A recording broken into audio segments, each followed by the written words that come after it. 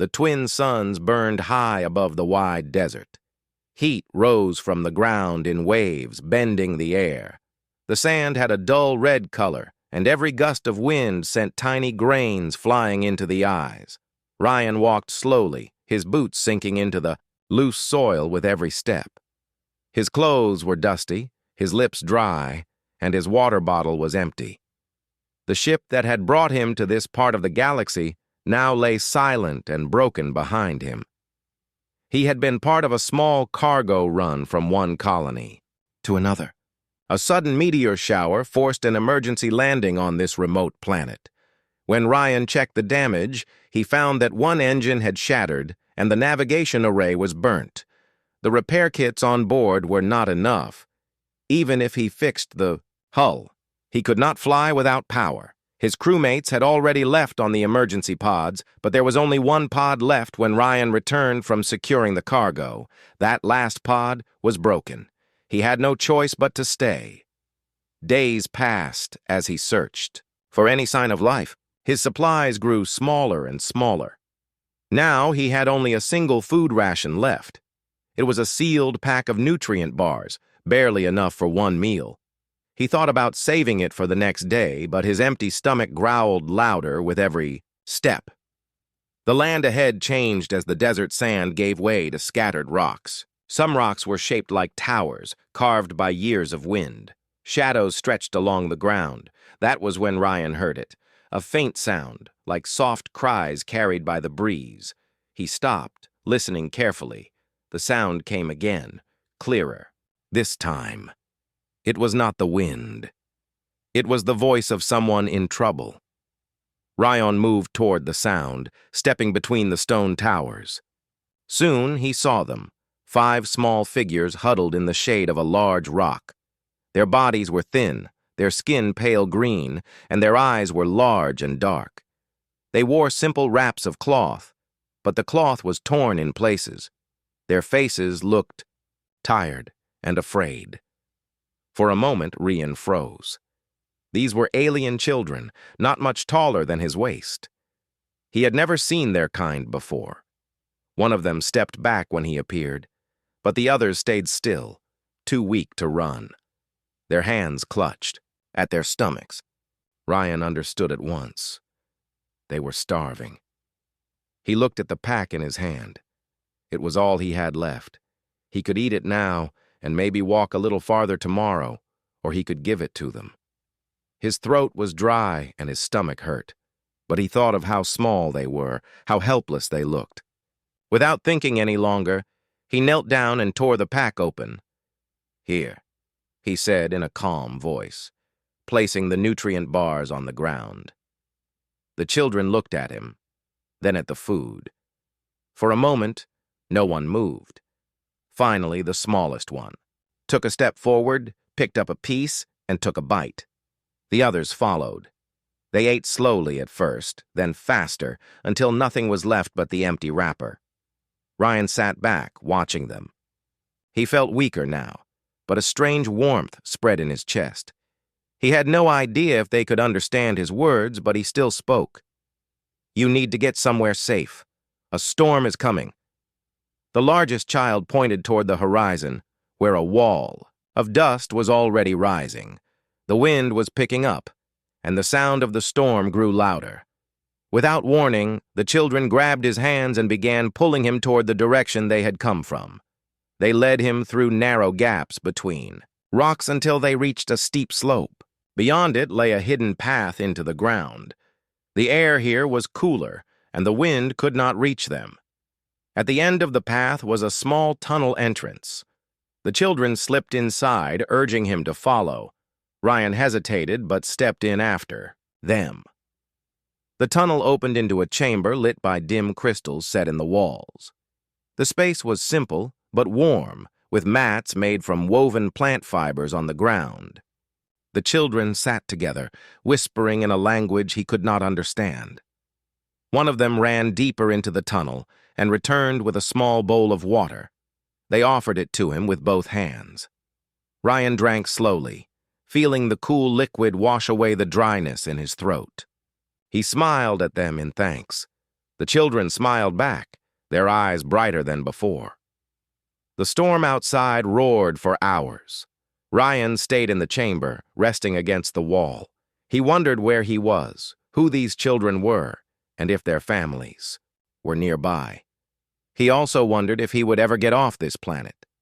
But for now, all he knew was that he had given away his last food and gained something unexpected in return: the trust of these small, alien strangers. When the storm passed, the children stood and motioned for him to follow again. He rose to his feet, still tired but curious. They led him through the tunnel to an opening that looked down into a wide canyon. Below, he could see more of their kind, adults working near stone huts, carrying baskets of fruit and clay jars of water. Smoke rose from a few fires where food was being cooked. The children ran down the path toward the village. When they reached the bottom, they began speaking quickly to the adults, pointing up at Ryan. The villagers looked up at him with surprise, then with interest. Ryan stood there, unsure what to do, but he could feel their eyes studying him as if he had done something far greater than share a simple meal. He did not know it yet, but his act of kindness had already set something in motion, something that would change both his life and the life of this village forever. The air in the canyon was cooler than the desert above. Tall stone walls rose on both sides, protecting the small settlement from the endless winds. The village itself was built in clusters. Round huts made from baked clay stood in circles, and narrow paths ran between them. In the center of the canyon, a wide open space served as a meeting ground. Ryan followed the children down the path into the heart of the village. His boots crunched softly against the sandy ground. Villagers stopped what they were doing to watch him. Some carried woven baskets filled with dried roots and strange fruit. Others worked on repairing fishing nets made from thin vines. The children ran ahead, speaking in quick, excited tones to the adults. Ryan could not understand their language, but he could see the effect of their words. Heads turned in his direction. Some villagers looked surprised. Others nodded with serious expressions. An elderly woman stepped forward and placed a hand over her heart. She gave him a slow bow. Ryan felt uneasy. He had only given his last meal to hungry children. Why did it seem so important to them? Before he could think further, one of the children took his hand and led him toward a larger hut built on a raised platform of stone. The hut had a roof made from tightly bound reeds, and the entrance was marked by 2 carved poles. Inside, the air was warm and smelled faintly of herbs. A tall alien stood in the center. His skin was a darker shade of green than the children's, and lines across his face showed his age. His eyes were deep gold, and his posture carried authority. Ryan guessed this was a leader of some kind. Theta. Tall alien spoke a few words in his own tongue, then switched to a slow, careful form of common, the trade language spoken across many worlds. "I am Vorik," he said. "You are the human who gave food to our little ones?" "Yes," Ryan replied, unsure how much to explain. "They were hungry. I had something to share." Vorik's gaze did not waver. "Do you know what that means to us?" Ryan shook his head. "I only wanted to help." The alien leader stepped closer. "Long ago, in our oldest stories, there is a promise. When the time of hunger comes, the chosen one will feed the young without asking for payment. That one will lead us into a new time of safety. It is a story every child learns. The time of hunger is now. Our crops fail. Our water is taken. You came from the desert with food for our little ones. You are the sign the story spoke of." Ryan felt heat in his face. "I am no leader. I am a cargo worker. My ship crashed, and I am only trying to survive." Vorik gave a small smile. "Perhaps the old story did not tell every detail. Perhaps the leader we need is not born among us. Perhaps he is a man who has walked through fire and wind to reach us." Before Ryan could answer, the children crowded into the hut, speaking at once. They pointed at him, laughing and smiling as they told their version of events. Vorik listened, then nodded. "You will stay in our village," Vorik said. "We will give you food and shelter. In return, we ask that you listen to our troubles. You may not believe in the story, but we believe in you." Ryan hesitated. The idea of staying seemed safe for now. The desert outside offered nothing but heat and hunger. Still, he felt the weight of their expectation pressing on him. "I will stay," he said slowly, "but I cannot promise more than I can give." Vorik inclined his head. "That is all any leader can promise." That night, the villagers held a small gathering in the meeting ground.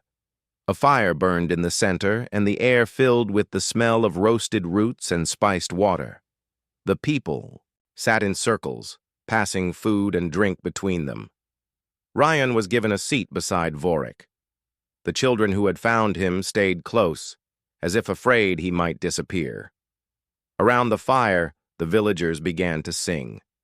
The melody was low and steady, like the sound of a river moving over stones. The words were in their own language, but Ryan could feel the meaning in their tone: gratitude, hope, and something deeper. He ate slowly, feeling the strength return to his limbs. The fruit they served was sweet and cool, and the roots were soft after cooking. For the first time since his ship crashed, his stomach was full. As the night grew darker, Vorik leaned toward him. "You should know the danger we face. Raiders from the Outer Rim come each year. They take our water and food. We have no weapon strong enough to stop them. This year they will come soon." Ryan listened closely. "How do you know?" "Scouts have seen their ships on the horizon. They will be here within 2 cycles of the suns. That is why the people look to you now. The story says the Chosen One will protect the young and drive away the thieves." Ryan stared into the fire. He thought of his broken ship, of the empty desert beyond the canyon. He thought of the children eating the last of his food in the shade of the rocks. He was no warrior, but he knew a few things about building, repairing, and making the most of limited resources. "I do not know how much I can do," he admitted, "but I will try." Vorik's eyes shone in the firelight. "Then you have already begun."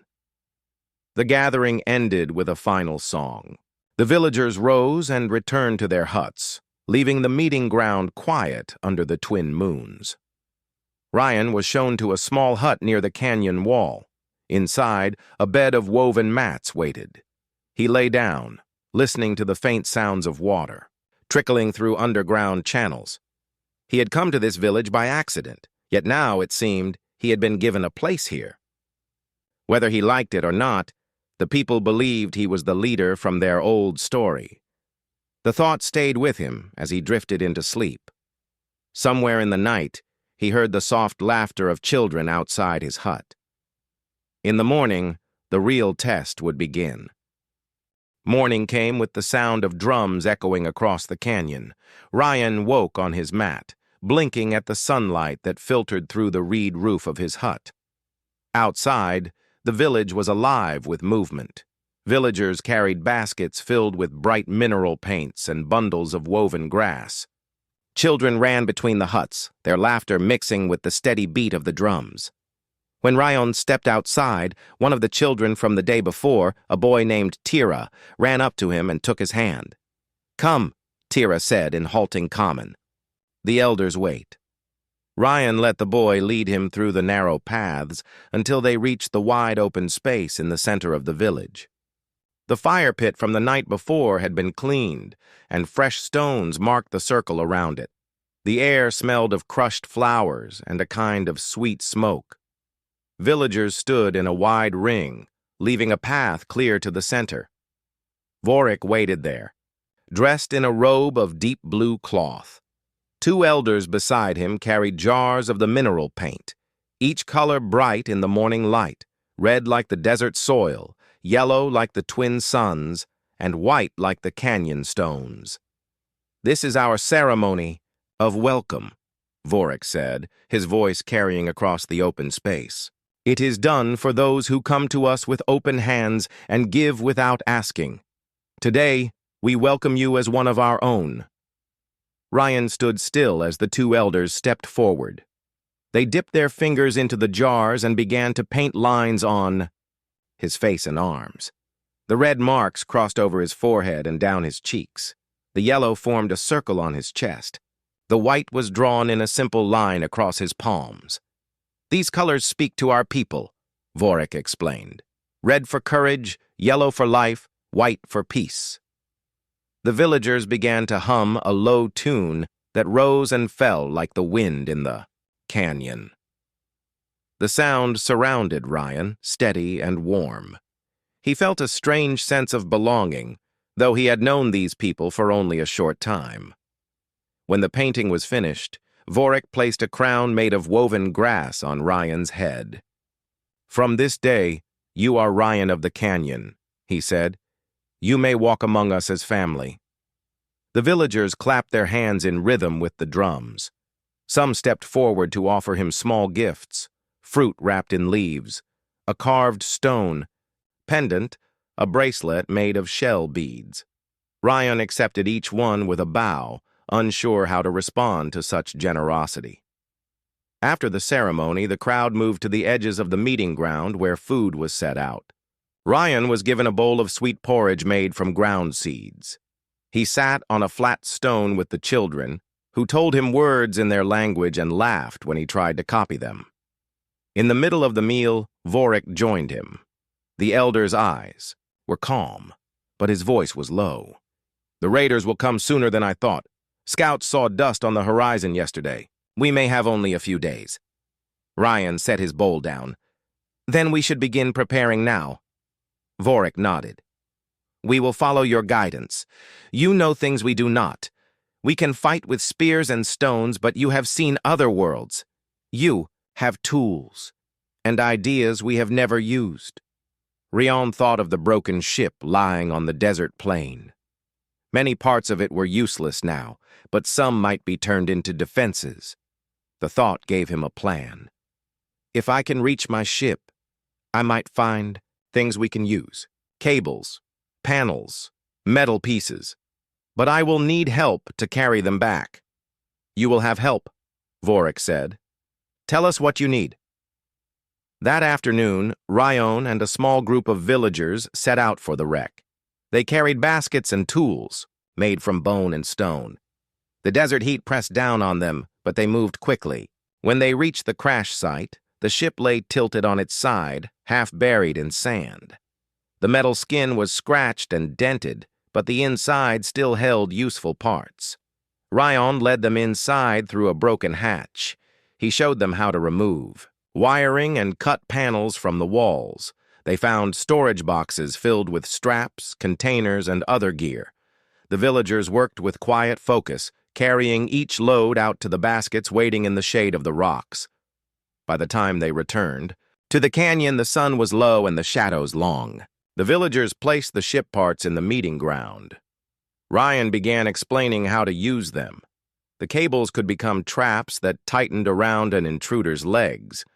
The metal panels could be set as shields near the canyon entrance. Even, the empty containers could hold stones to drop from above. The people listened closely. They had never seen such materials before, but they trusted his instructions. The younger ones volunteered to help set the traps, while the elders worked on placing the shields. That night, another small gathering formed around the fire. This time, the songs were faster, filled with energy. Ryan watched the people moving. Together in rhythm, their faces lit by the flames. It struck him how quickly they had accepted him. Just days ago, he had been alone in the desert. Now he was sitting among people who treated him as a brother. When the songs ended, Vorik spoke. "You came to us in our time of need. The story says the Chosen One will not only give food, but also guide our hands in the time of danger. Whether you believe the story or not, you are fulfilling it." Rion looked around the circle. The children smiled at him. The adults nodded with respect. He felt a weight settle in his chest, not a burden, but a responsibility. "I cannot promise to be what your story says," he replied, "but I will do what I can to keep this place safe." Vorik gave a slow nod. "Then you are already more than what the story promised." As the fire burned low, Ryan stood and looked toward the canyon entrance. Somewhere beyond that darkness, the raiders were coming.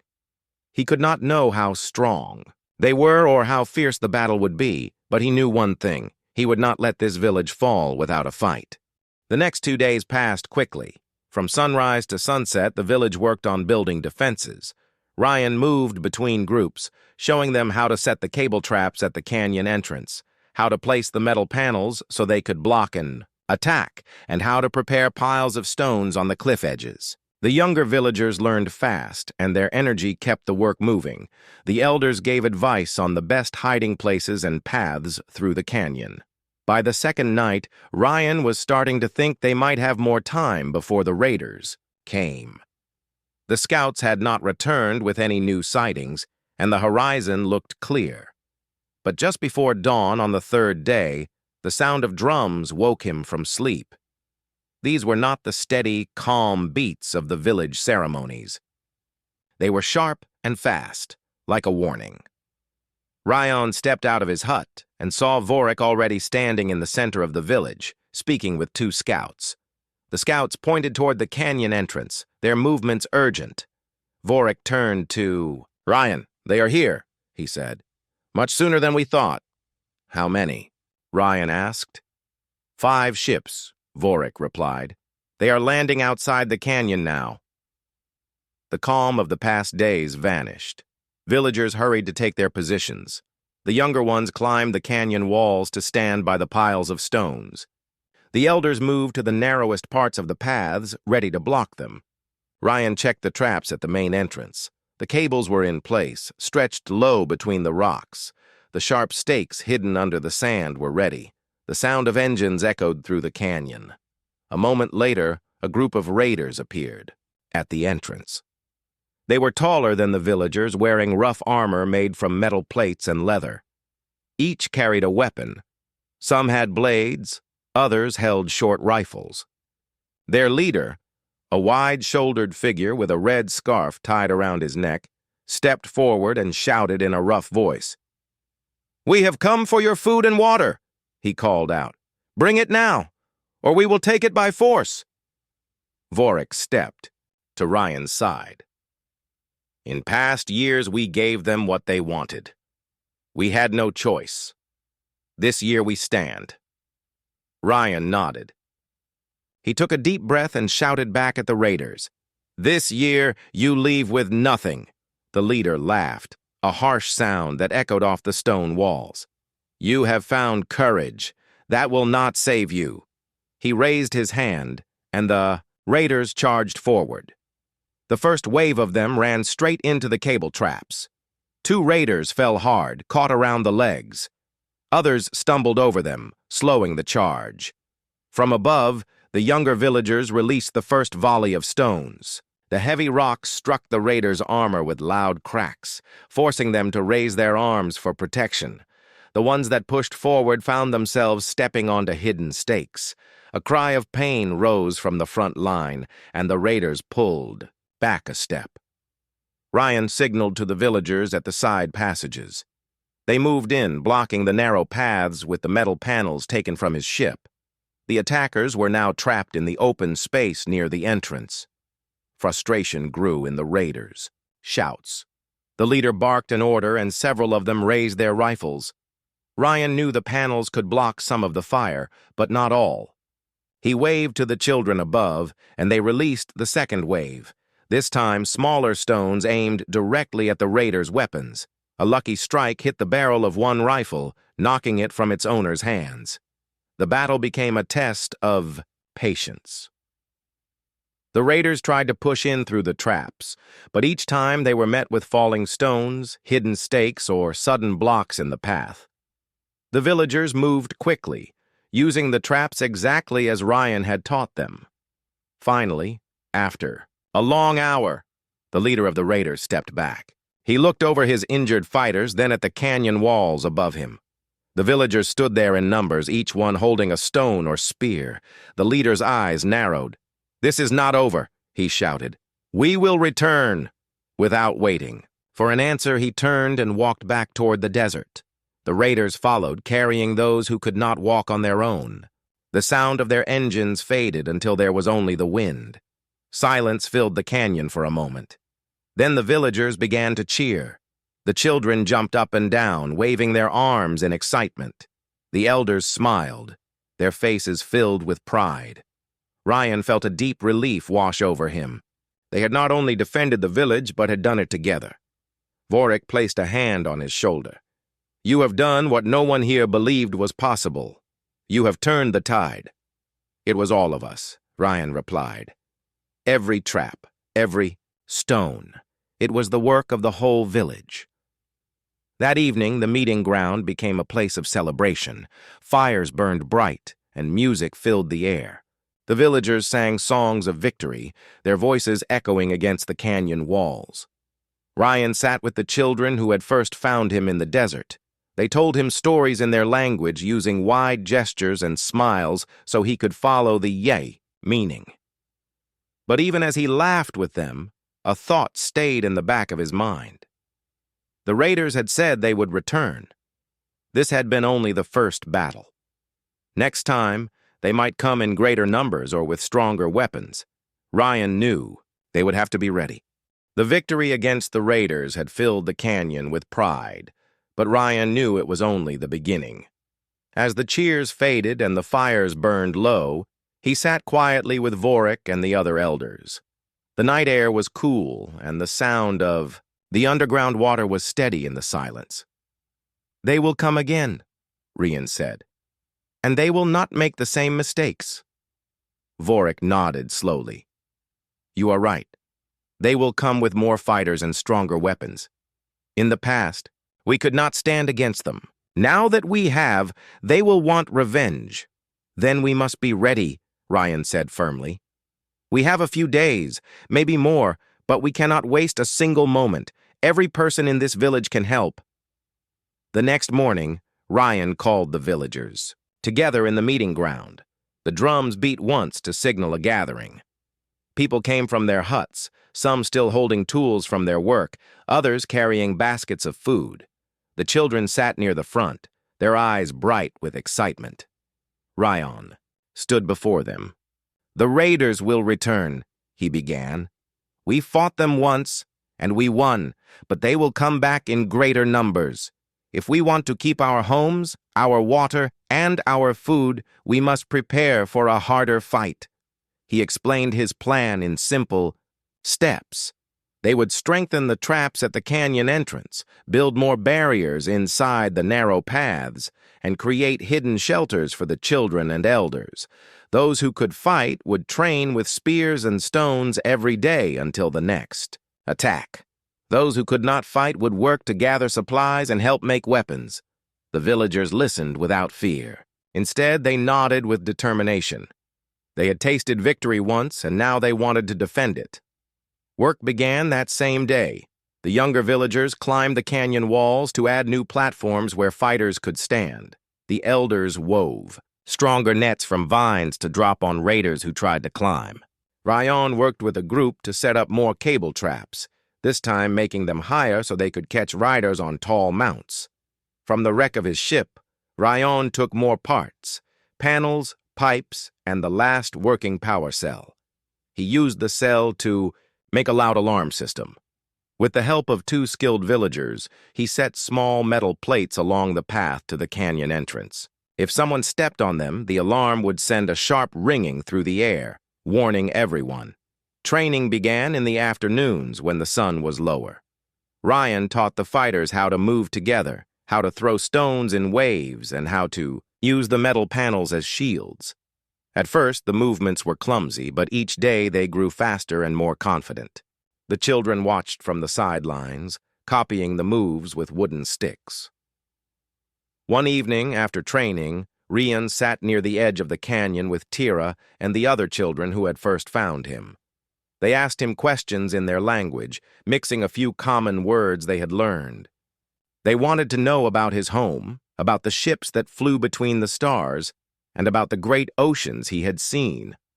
Rion told them simple stories of his travels, of a market floating in space where traders from 100 worlds sold goods, of a city built inside the rings of a gas giant, of forests so wide you could walk for weeks without reaching the edge. The children listened with wide eyes. When he finished, Tira spoke softly. "You are different from us, but you care for us like one of our own. That is why you are the leader in the story." Rion smiled at the boy's words. "I am only doing what is right." In the days that followed, the village became a place of constant work. Every hut, path, and wall was checked and reinforced. Water jars were hidden in deep chambers so the raiders could not steal them easily. Food stores were moved into secret pits, covered with heavy stones. The canyon, once open and peaceful, was now a living fortress. Vorik stayed close to Ryan during the work. The elder's experience with the land helped guide the placement of defenses. He showed Ryan which parts of the canyon wall were loose and could be made to collapse on intruders, and which narrow paths could be sealed quickly if needed. The defenses grew stronger, so did the unity of the villagers. Those who had once avoided the raiders in fear now spoke with confidence. The children practiced with slings, their aim improving each day. Even the oldest members of the village helped, weaving armor from thick plant fibers. One night, Ryan climbed to the highest point in the canyon to watch the horizon. The twin moons hung low in the sky, casting pale light over the desert. In the distance, he thought he saw faint dust rising, too far to be sure, but enough to remind him of what was coming. He stayed there for a long time, thinking.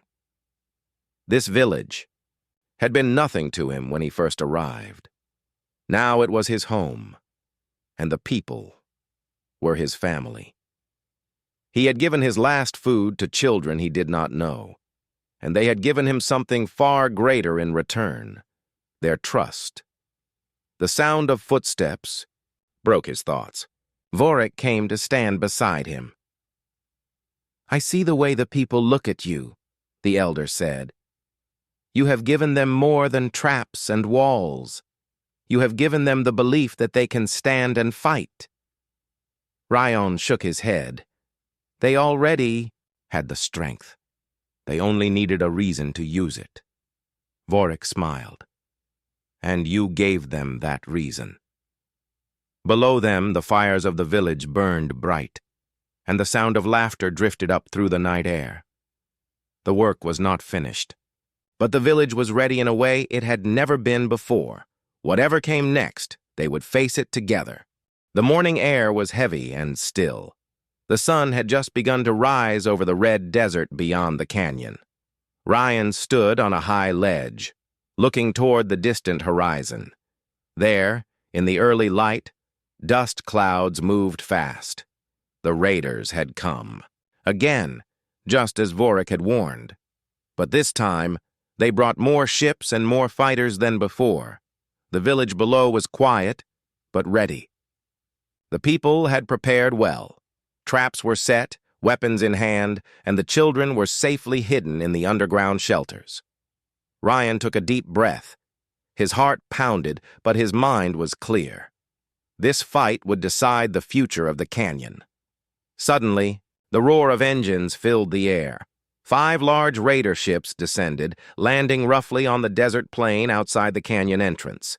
The ships were heavy and dark, covered in scars from past battles. Raiders poured out, armed with heavier weapons than last time. Their leader, the tall man with the red scarf, stood at the front, shouting orders. The raiders moved quickly, spreading out across the sandy ground. They headed straight for the canyon, ready to attack. But Ryan and the villagers waited. As the raiders stepped toward the canyon entrance, they walked right into the first trap. Cables, stretched tight between rocks, suddenly tightened and caught the raiders' legs. Shouts of surprise filled the air. Some raiders fell, tangled and struggling. From The ledges above, villagers hurled stones and small metal balls, hitting raiders and their weapons. The raiders fired back, but many shots were blocked by the metal panels and shields Ryan had helped build. The raiders pressed forward, but the hidden stakes caught several of them. Painful cries and angry shouts mixed as the attackers realized this would not be an easy victory. Ryan moved among the fighters, shouting encouragement and giving orders. The people worked together as one. The elders directed groups to block side paths. The younger villagers ran to reset traps that had been sprung, but the raiders were stronger and smarter than before. They used long poles to push cables aside and tried to burn away the grass nets with small flame devices. The battle was fierce and close. Suddenly, the raider leader raised his rifle and fired at the alarm system Ryan had built. Sparks flew from the metal plates as the bullet hit. The alarm went silent. Without the warning sound, the villagers had less time to prepare for new attacks. Ryan ran toward the damaged plates, signaling others to help. Meanwhile, the raiders tried to climb the canyon walls.